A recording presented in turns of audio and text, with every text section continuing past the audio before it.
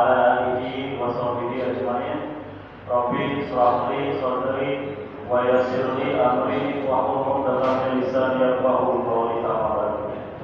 Hadirin jamaah salat subuh rahimakumullah. Puja syukur mari sama-sama kita panjatkan kepada Allah Subhanahu wa taala yang mana pada pagi hari ini alhamdulillah kita masih dibangkitkan dari kematian kita. Diringankanlah kita, diikhlaskan hati kita untuk menuju masjid Allah ini untuk melaksanakan kewajiban kita, yaitu sholat subuh berjamaah. Alhamdulillah di awal waktu. Dan insya Allah saat lagi kita lanjutkan dengan kewajiban kita yang lain, yaitu berdoa.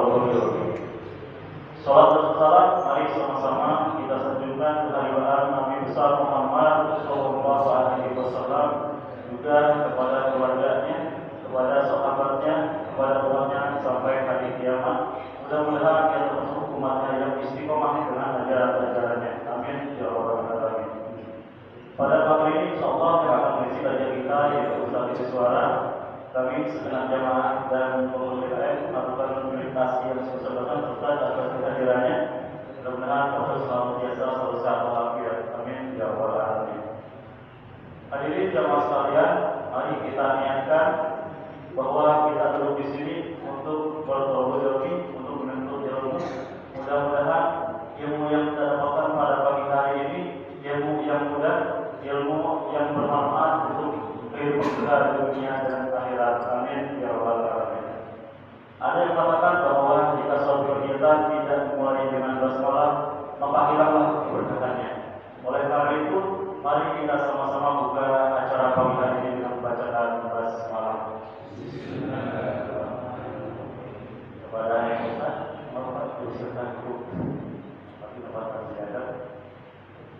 Baik Bapak Ibu, hadirin sekalian, mari kita sama-sama mendengarkan tausiah yang disampaikan untuk kita ulang suara. Mudah-mudahan apa yang kita dapat pagi hari ini bisa kita aplikasikan dalam kehidupan sehari.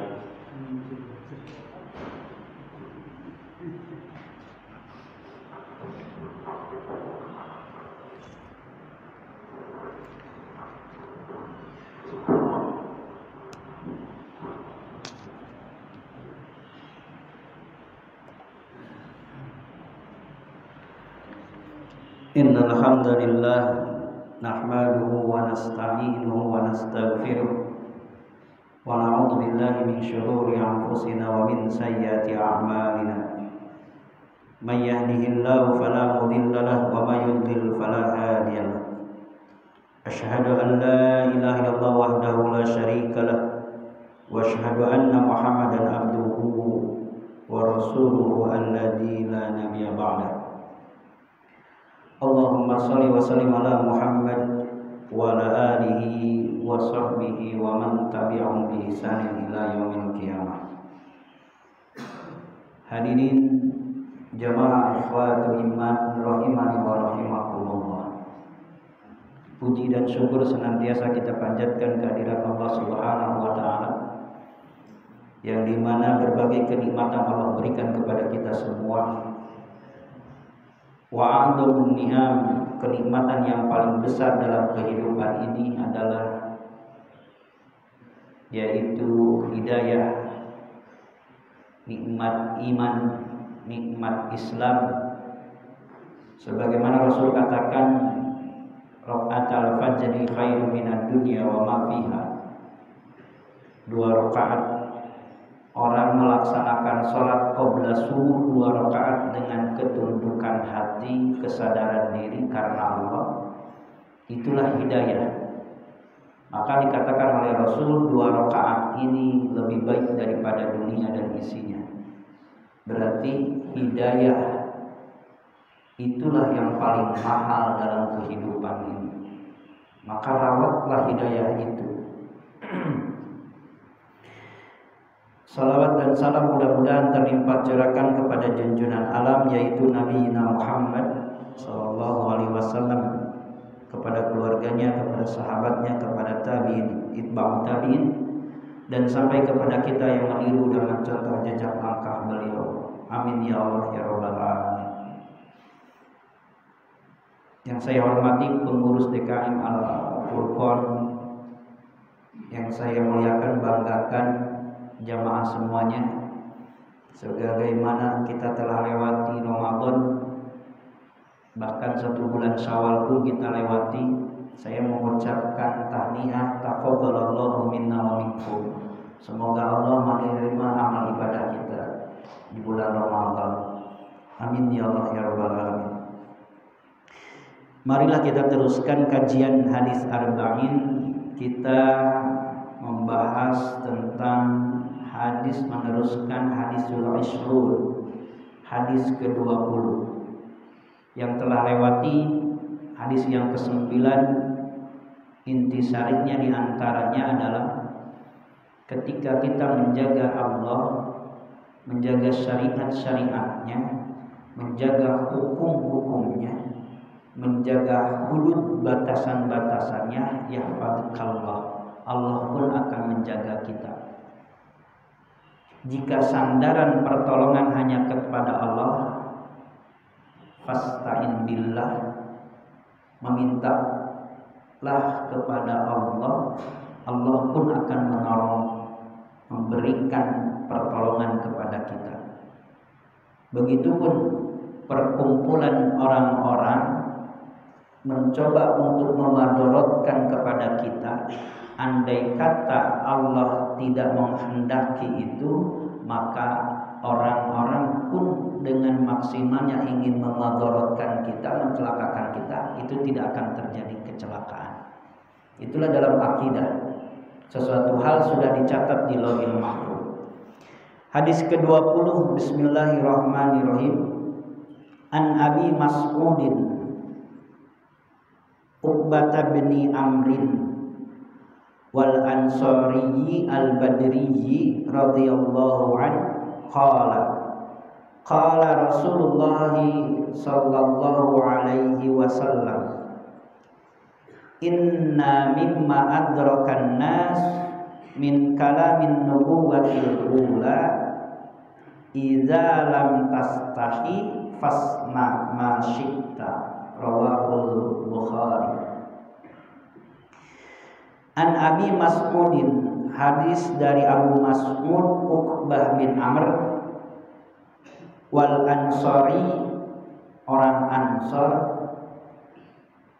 Tapi kalau orang Ansor ini adalah dipastikan orang Madinah, Al-Badri yang mengikuti perang Badar.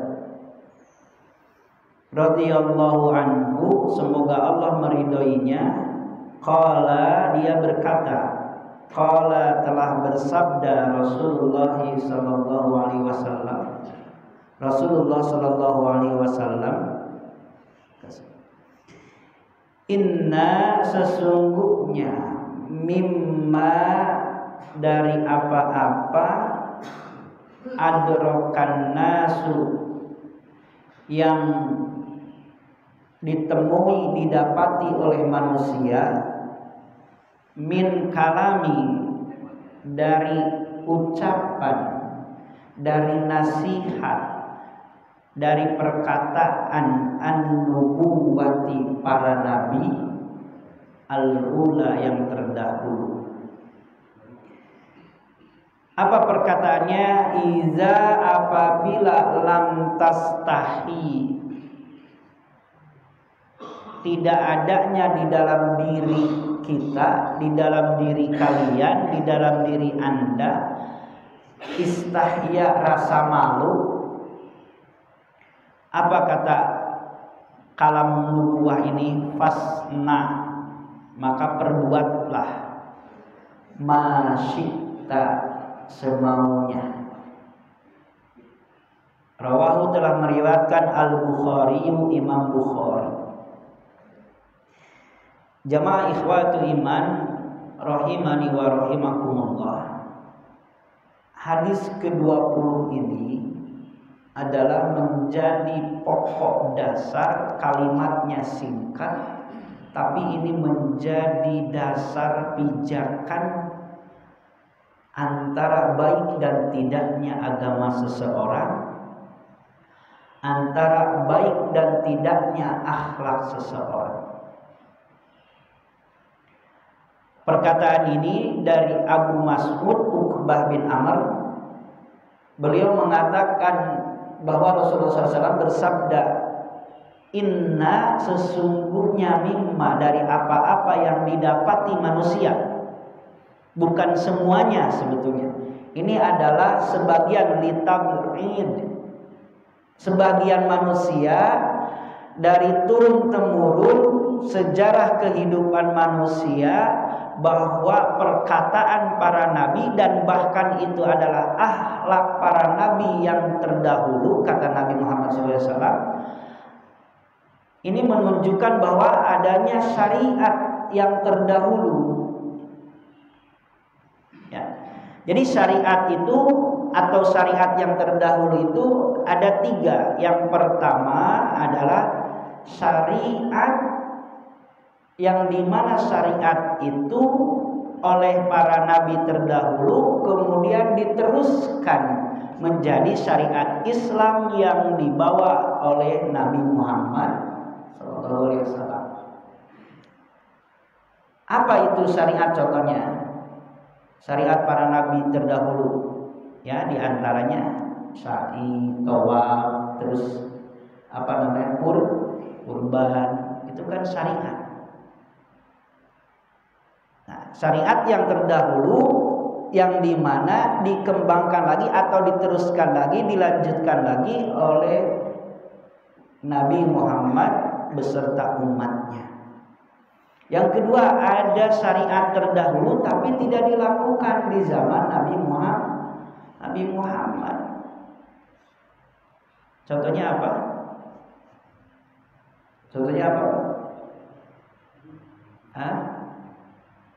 Saum di zaman Nabi Musa, saum di zaman Nabi Isa, saumnya. Nah, tidak disyariatkan lagi. Syariatnya terputus dengan adanya saum Ramadan. Di antaranya. Ini bagian syariat-syariat yang terdahulu yang tidak diteruskan oleh Nabi Muhammad SAW. Ada juga syariat terdahulu dan juga tidak diputus, tidak diperintahkan, cuma kita diam saja, tidak berkomentar. Ya. Ini di antara syariat terdahulu para nabi dan sekarang dilanjutkan adalah akhlak. Maka di sini dikatakan min nubuwatil ula, perkataan para nabi yang pertama yang terdahulu. Jadi ini merupakan sifat nasihat ucapan para nabi, bisa jadi dari Nabi Adam alaihi salam sampai Nabi Isa atau sebelum Nabi Muhammad, begitu pun diteruskan sampai Nabi Muhammad sallallahu alaihi wasallam. Apa nasihatnya? Yaitu idza lam tastahi, apabila kamu tidak punya rasa malu, ya, fasna ma syi'ta, perbuatlah sesukamu. Ini menunjukkan berita atau perintah. Pak, berita atau perintah. Jika kamu tidak punya rasa malu, perbuatlah sesukamu.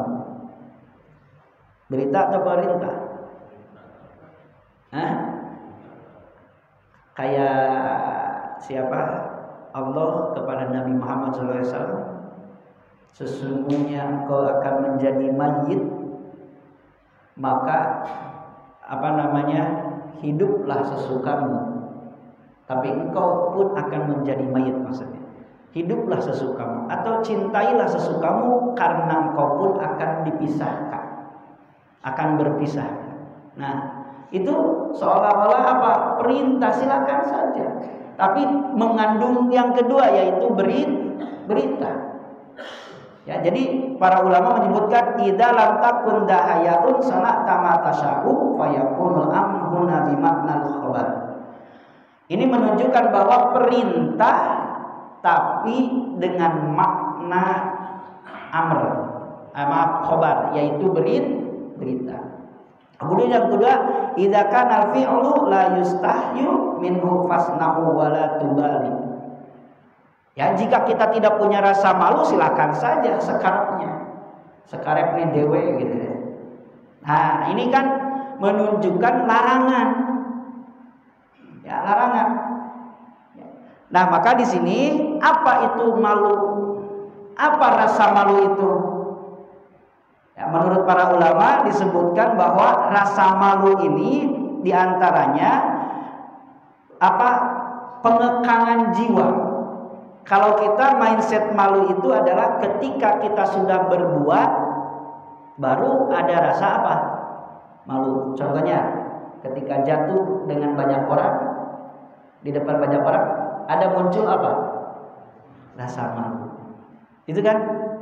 Nah, padahal kata ulama yang dimaksud dengan malu di sini adalah dikatakan pengekangan jiwa adalah menghindari perilaku buruk dan berhati-hati yang dimana melakukan perbuatan yang menghasilkan ejekan.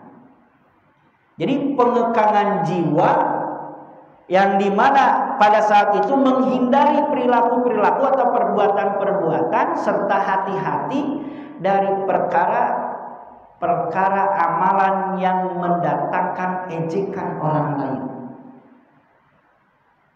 Ini adalah rasa malu yang dimaksud dalam hadis ini, diantaranya malu yang dimana kita bisa mengerem dari perbuatan-perbuatan yang menyebabkan adanya ejekan orang lain. Yang kedua adalah melanggar syariat orang lain. Melanggar syariat Allah. Jadi malunya ada dua, ada malu terhadap Allah, ada malu terhadap sesama manusia. Kalau malu terhadap Allah adalah timbul dalam rasa hati jiwa ini ketika ingin melakukan perkara yang buruk, yang melanggar syariat, maka disitulah timbul rasa malu. Timbul rasa malu. Di situ tidak jadi melakukan perbuatan buruknya, tidak jadi melakukan perbuatan maksiatnya, maka di situ dipastikan bahwa orang tersebut sudah menanamkan dalam hatinya, dalam jiwanya rasa malu. Ya. Kenapa kita harus rasa malu kepada Allah? Kenapa kita harus rasa malu kepada Allah? Tamsilnya, contohnya, Pak, setiap hari tetangga ngasih. Setiap pagi itu kalau masak apapun, tetangga suka nawarin dan ngasih. Pastor, nih ada goreng pisang, ada goreng ubi, kopinya, terus ngasih. Malu tidak kita? Malu tidak? Malu. Kalau kita berbuat jahat, mengkhianati tetangga itu, bahkan kita berbuat zalim kepadanya, malu tidak? Malu. Bakal kita itu berbuat kejahatan atau tidak? Pasti tidak. Dan kenapa kepada Allah tidak muncul rasa itu? Tidak muncul rasa itu. Padahal Allah memberikan kehidupan, memberikan nafas kepada kita, tapi ternyata kita melanggar syariat-syariatnya. Maka Rasul menyebutkan innal haya minal iman, al haya'u minal iman. Bahkan al-haya'u syu'batan minal iman. Syu'batun minal iman. Rasa malu itu adalah bagian daripada keimanan. Kata para ulama bahwa iman dan rasa malu inilah yang harus kita pelihara dan kita harus selalu latih. Kenapa? Karena dengan malu dan rasa iman ini orang akan terhindar dari hal-hal yang melanggar syariat. Dikatakan kepada siapa? Kepada malaikat. Nabi bertanya, malaikat, apakah orang yang sedang maksiat, sedang berzina, sedang mencuri itu beriman? Tidak. Bagaimana dikatakan orang yang mencuri, orang yang berzina, berbuat maksiat dikatakan beriman kepada Allah? Berarti di situ adalah iman adalah kontrol hati agar tidak berbuat kemaksiatan. Maka Rasul mengatakan di hadis lain, al-haya'u syu'batun minal iman. Rasa malu itu muncul atau bagian daripada keimanan. Karena dengan rasa malu seseorang akan terhindar dari perbuatan kemaksiatan. Ini malu kita terhadap Allah. Kenapa kita harus malu? Saya dapat kiriman kemarin video bahwa oksigen harganya 2,4 juta selama 24 jam. 2,5 juta gitu. Kali 12 berapa Pak? Kali berapa? 30. Sebulan berapa tuh? 75 juta. Nah, kali 12 75 juta kali 12 berapa tuh? 750 juta tambah 15 juta. Nah, setahun itu berapa? Sekitar 900 juta oksigen. Malu gak Pak kita kepada Allah? Kita gratis gak? Gratis kepada Allah. Malu tidak kita? Bapak dikasih uang, digaji di suatu tempat perusahaan, tapi Bapak nyantai, tidak kerja, tidur, cuma daftar aja hadir dan pulang saja gitu. Malu tidak? Nah, ini kepada Allah, kenapa kita tidak ada rasa malu? Berarti orang yang tidak punya rasa malu terhadap Allah, maka diyakinkan orang tersebut tidak ada keimanan di dalam hatinya. Tidak ada keimanan di dalam hatinya. Berarti apa? Nafsu yang besar. Nafsu yang besar. Sudah dipastikan Pak. Jahiliyah itu apa? Pak? Jahiliyah itu apa? Kaum yang dimana kaum tersebut adalah melanggar norma-norma agama. Itu jahiliyah. Jadi kaum jahiliyah itu bukan kaum pra-Islam, sebelum Islam, pasca Islam pun ternyata banyak yang seperti itu. Banyak yang seperti itu. Contohnya diantaranya apa? Nah, sebentar lagi kita kedatangan tamu Pak, dari Inggris, grup musik. Ternyata grup musik itu adalah yang mengkampanyekan melegalkan LGBT. Ya, guru saya Dr. JJ Zainuddin bagian budaya Islam di MUI beserta Pak Anwar Abbas itu melayangkan surat ke panitia agar ditolak. Karena apa? Itu sudah melanggar konstitusi, melanggar budaya Indonesia yang sudah nyata Indonesia itu menolak segala aktivitas gay atau LGBT. Ini berarti orang-orang yang seperti itu adalah orang yang hilang rasa malu. Lihat Pak, jahiliyah, orang jahiliyah Satu perempuan ditikahi oleh 10 laki-laki. Lahirnya terserah mau mirip siapa. Berarti ke sana binnya. Atau anaknya mau ke siapa nanti udah gede, mau ke binnya dari 10 itu siapa.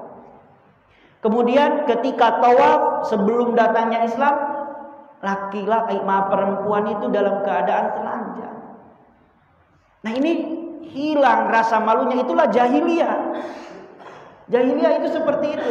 Ketika datangnya Rasulullah SAW, yaitu diutusnya Rasul itu untuk memperbaiki apa? Akhlak. Dari mana dulu Rasul memperbaikinya? Dari hatinya, supaya ditimbulkan keimanan, supaya ditimbulkan rasa malu dia. Maka tujuan daripada Islam itu diantaranya adalah memanusiakan manusia. Memanusiakan manusia.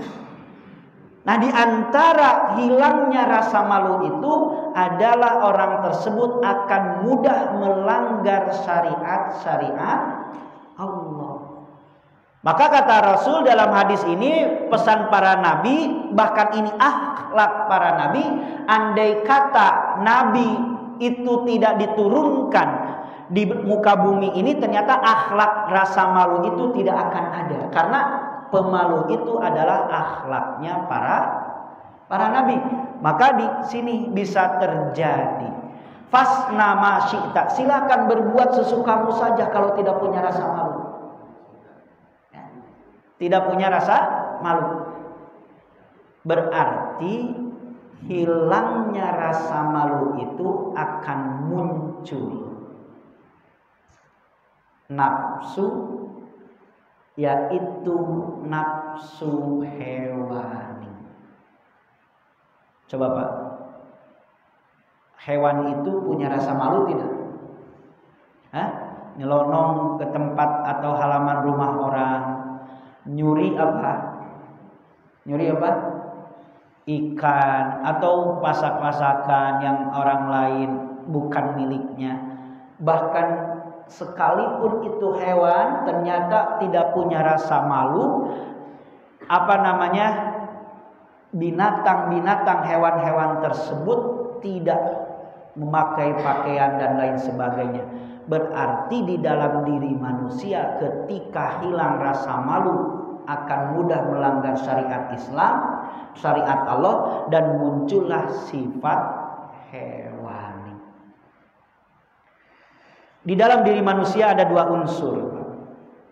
Ada unsur khalqiyah, ada unsur khulqiyah. Unsur khalqiyah, laqad kana khalaqal insana fi ahsani taqwim. Allah sudah membentuk, menciptakan manusia sebaik-baiknya bentuk. Dalam segi fisik manusia itu menang daripada siapa? Binatang, menang daripada siapa? Jin, bahkan menang daripada siapa? Malaikat sekalipun. Karena manusia telah Allah ciptakan dalam sebaik-baiknya bentuk. Ini unsur khalqiyah, unsur jasadiyah, unsur fisik yang dibarengi dengan nafsunya. Yang kedua, yang tidak dipunyai oleh malaikat, yang tidak dipunyai oleh siapa? Oleh hewan, yaitu adalah unsur khulqiyah. Unsur apa? Hatinya. Maka ketika seseorang hilangnya dalam hati ini rasa malu, disitulah unsur manusianya hilang. Maka timbullah unsur hewani. Ya, unsur hewani. Bagaimana hewan? Saya sedikit ngobrol kemarin dengan ibu-ibu. Ya, dengan ibu-ibu.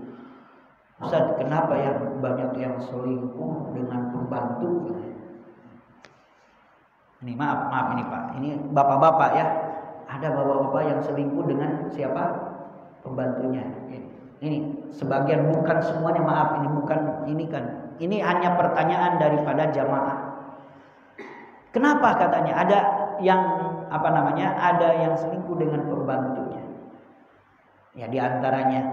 Lalu ibu-ibu itu ceplos, ya Ustaz, kalau begitu aku akan cari pembantu ini. Supaya apa katanya? Justru itu Pak, ibu-ibu saya jelaskan, yang namanya nafsu itu tidak pandang nenek-nenek ataupun gadis. Lihat saja orang yang LGBT, lelaki dengan lelaki, perempuan dengan, nah gitu.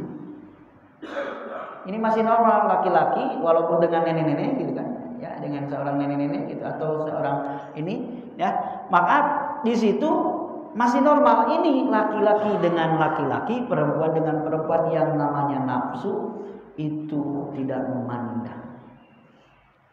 Ya. Bahkan ada yang dengan hewan sekalipun gitu. Nauzubillah. Maka di sini orang yang tidak punya rasa malu, hilanglah keimanannya dan muncullah sifat hewaninya. Akan muncul sifat hewaninya karena sudah tidak tahu malu lagi. Sekarang di kita pun sudah membudaya hilangnya rasa malu. Di antaranya siapa Pak? Orang korupsi. Orang korupsi sudah tahu salah, di depan kamera dengan apanya? Dengan bangganya. Karena di situ hilang rasa apa? Coba kalau yang maling ayam Pak, malu gak itu? Malu kalau yang biasanya maling ayam. Tapi kalau orang maling duit yang besaran, rasa malunya tidak. Bahkan berani berbohong. Datang ke rumah sakit atau ke dokter, ini ceritakan saya bohong supaya tidak diperiksa oleh KPK diantaranya gitu Pak. Berbohong itu akan terus. Nah di kita sudah hilang rasa malu. Ketika berbohong pun kepada Allah dan kepada masyarakat, itu tidak ada lagi rasa malu dalam dirinya, maka hilang. Disitulah sifat hewaninya akan muncul dan akan menjadi budaya. Kalah dengan contohnya negara Jepang, Korea. Kalau Jepang orang korupsi apa Pak? Mengundurkan diri, terus apa? Harakiri, ya, membunuh diri. Berarti di situ menunjukkan orang ini ada dalam dirinya rasa malu gitu. Tapi bukan dari keimanan itu Pak. Ya, bukan dari keimanan, karena orang yang tidak beriman kepada Allah bukan seperti itu. Justru orang yang beriman, malunya bagian daripada iman adalah ketika ingin berbuat kemaksiatan yang melanggar syariat, dia apa? Tidak jadi. Nah itulah al-haya'u minal iman. Yang kedua, malu terhadap sesama manusia, yaitu sopan santun. Sopan santun. Pak Krisno lagi dalam undangan, kemudian makan. Ini nambah sampai 5 kali, malu gak? Malu gak? Nah itu malu untuk tata kesopanan. Ada anak kecil tidak berani mendahului siapa? Orang tua.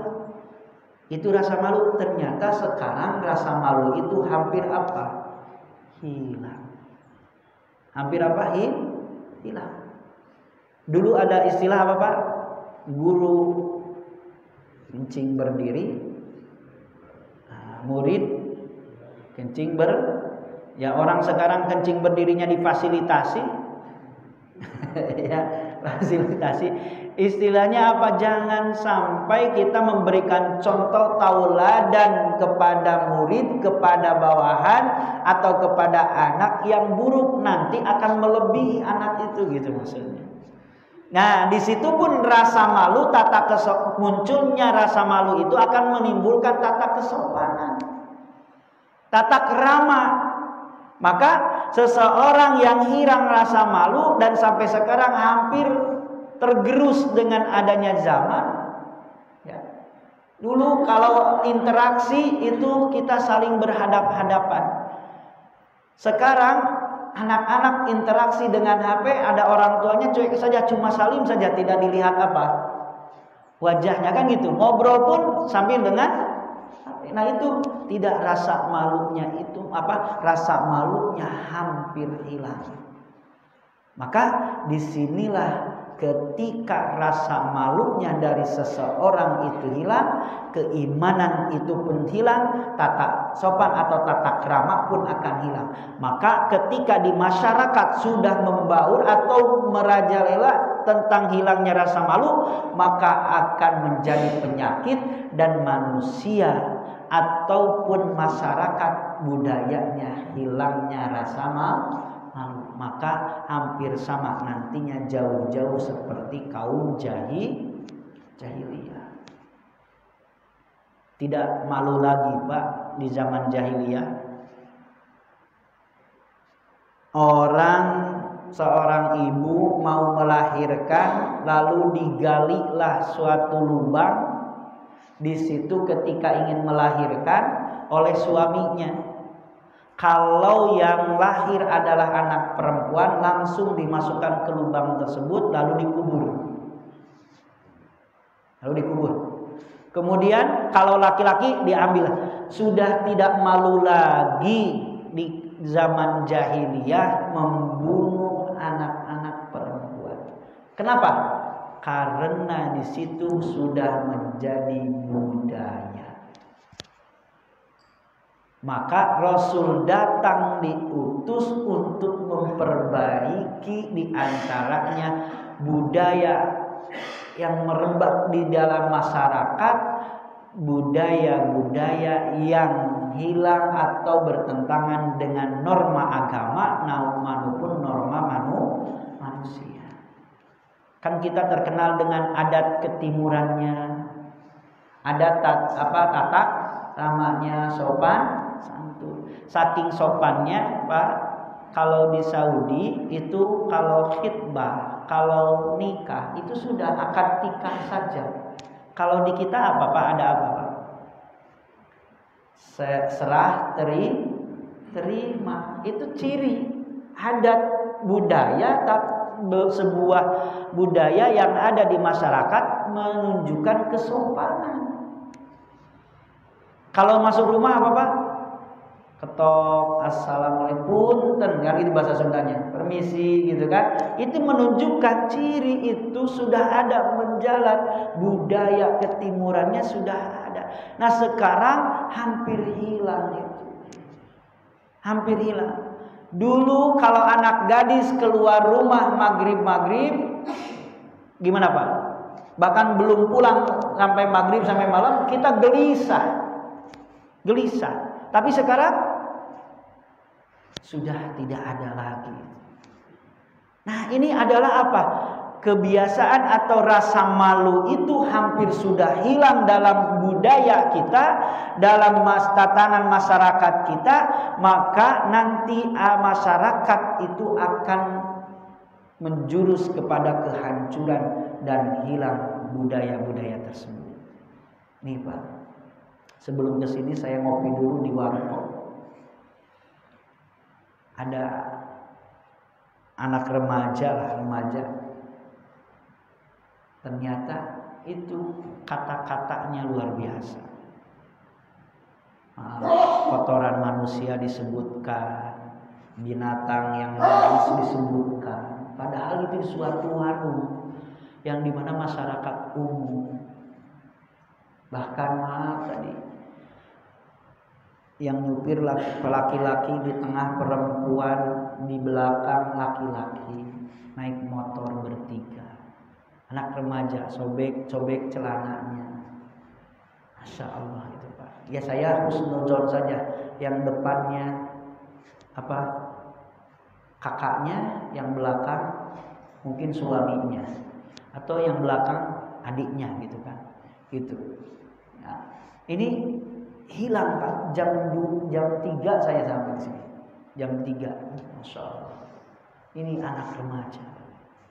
Maka Rasul kenapa mewanti-wanti, kalau orang hilang rasa malu maka rusaklah budaya masyarakat, memanusiakan manusia itu akan hilang. Maka hilanglah rasa malu dalam diri manusia, muncul rasa hewani. Bahkan ada yang selondongan Pak, diangkut ke motor kayak orang mabuk. Nauzubillah, summa nauzubillah. Inilah generasi kita. Generasi kita. Di sini alhamdulillah setiap malam Ahad kalau nggak salah ya pengajian remaja ya. Malam Ahad ya, pengajian remaja. Nah ini harus terus Pak dikembangkan, karena hilangnya pengajian itu antara usia SMP dan SMA itu sudah hilang. Yang ngaji yang anak-anak SD, diniyah dan TPA itu biasanya SD sampai kelas 6, SMP kelas 1. Nah, sudah kesininya itu hilang. Dan itu pun peran orang tua harus lebih lagi menanamkan rasa malu. Coba Pak di rumah, jangan mendahului siapa? Bapak. Jangan mendahului ibu. Nah, itu pun tanamkan kalau makan dan minum. Rasul pun mengajarkan dari sebelah kanan dulu atau dari yang tua dulu gitu misalkan. Nah, itu ditanamkan dari rumah kita masing-masing, tanamkan lagi supaya mereka punya tata krama, kesopanan ketika berinteraksi di tempat umum gitu. Nah, inilah jamaah ikhwatu iman, di antara faidah hadis yang ke-20 adalah silakan kita berbuat apa saja kalau kita tidak punya rasa malu. Kalau kita tidak punya rasa malu. Ini bunyi hadisnya. Ini mengandung bahwa orang yang tidak punya rasa malu akan mudah melakukan apa saja. Bahkan yang kemaksiatan sekalipun kepada Allah dan kepada manusia itu akan mudah dilakukan. Kita tidak punya rasa malu, contohnya kesiangan terus untuk masuk kerja. Tidak punya rasa malu tapi gajinya tidak pernah kurang, gajinya tidak pernah telat terus gitu. Berarti itu sudah kita melanggar amanah kepada Allah dan amanah terhadap yang memberikan amanah, yaitu atasan kita contohnya. Itu pun berarti akan merusak dalam sebuah sistem pekerjaan. Apalagi amanah-amanah pemerintahan dan amanah kita sebagai orang tua di dalam rumah tangga. Mudah-mudahan ini semua ada hikmah buat kita semua, dan kita tanamkan rasa malu itu dalam hati kita. Malu karena Allah. Ya, orang malu karena Allah nanti akan timbul karena cinta kepada Allah. Sebagaimana Nabi, ya Rasulullah, kenapa engkau beribadah sampai membengkak kaki engkau sholat malam, padahal engkau sudah dijamin surganya, padahal engkau dosanya sudah diampuni? Apa kata Rasul? Saya itu malu, astahyi ilallah, aku malu kepada Allah. Malu kenapa? Tidak minta mata, contohnya dikasih mata, tidak minta telinga, dikasih telinga, dan fasilitas yang ada di dalam tubuh kita tidak pernah minta, tapi Allah kasih. Itulah diantara rasa malu yang harus kita tanamkan. Ibadahlah kepada Allah dengan rasa malu kepada Allah. Seandainya kita tidak melihat Allah, itulah orang yang keimanannya paling tinggi di saat ibadah karena malu dan karena cinta kepada Allah. Demikianlah yang dapat saya haturkan. Yang benar datangnya dari Allah dan Rasulnya, yang salah dari kebodohan ilmu saya sendiri. Mohon maaf atas segala kekurangannya. Silakan kalau ada sesi tanya jawab.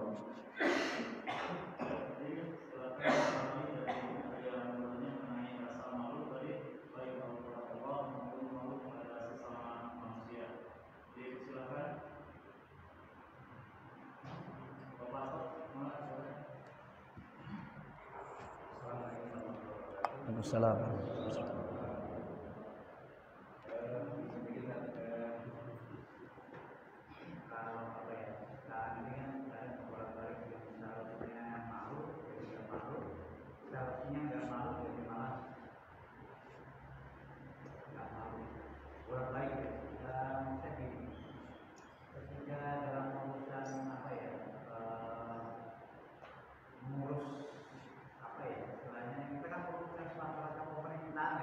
Kenapa?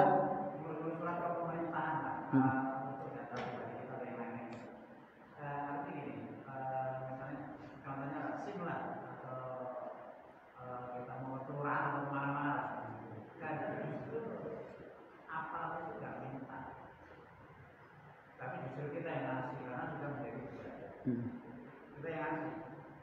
Jadi kalau untuk dibilang boros, yang enggak sengaja gitu ya. Karena apa? Musik kalau nggak kita ngasih sesuatu nggak bisa. Bahkan ada beberapa kali sudah lolos gitu. Bahkan kita minta pendanaan ke instansi pemerintahan, iya. Makanya nggak minta, kita yang ngasih. Kita harusnya kan apa istilahnya membuat orang menjadi nggak malu kan ya. Dengan yang namanya korupsi.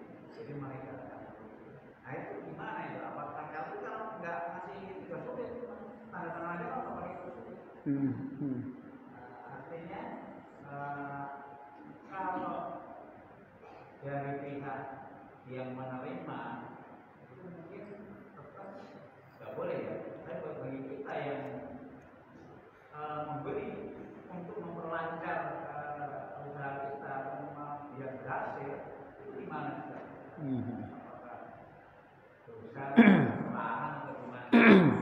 Ya, sudah? Yang saya tangkap, mudah-mudahan ini sedikit menjawab tapi tidak banyak juga yang saya paham.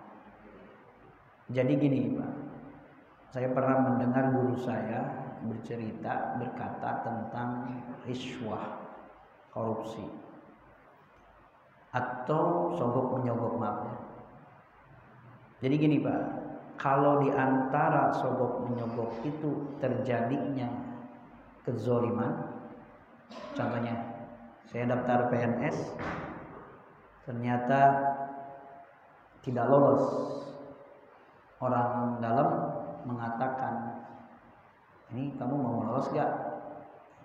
Ini ada jatah kursi orang lain nih.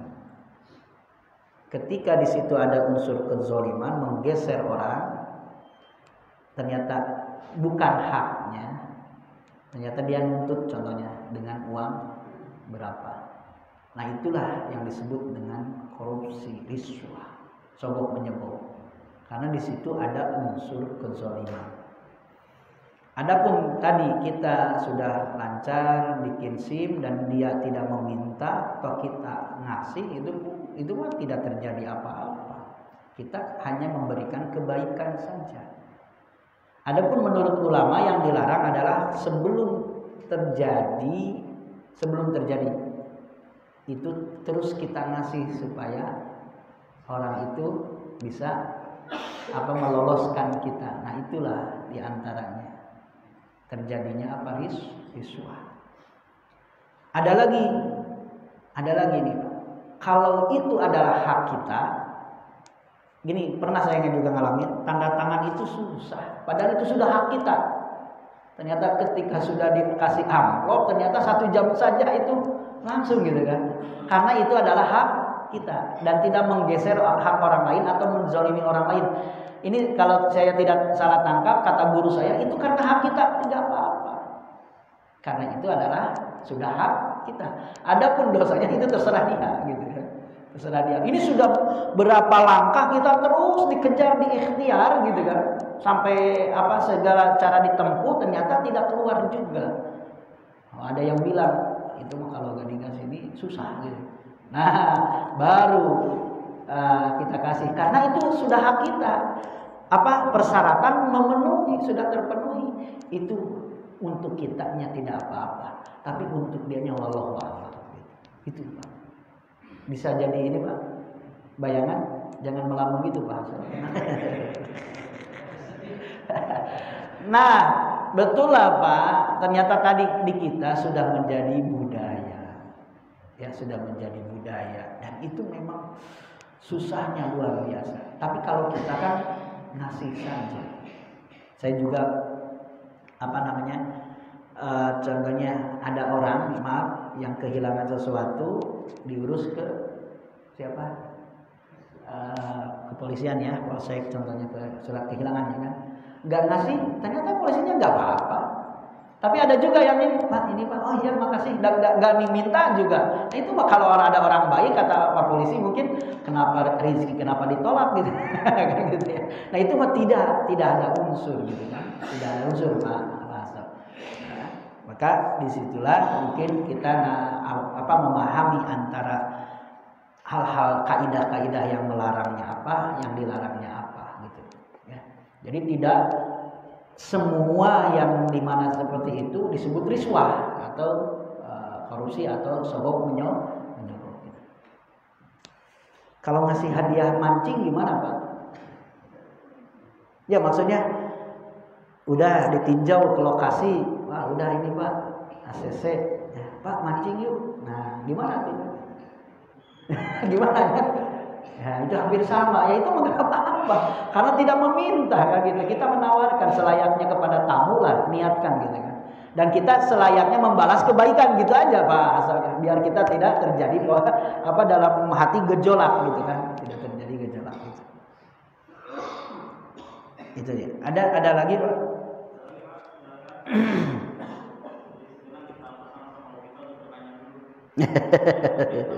Tapi jangan susah-susah Pak yang nanyanya itu.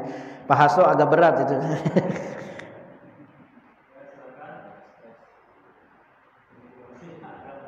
Yeah. Sudah masuk. Sudah berapa? Insyaallah.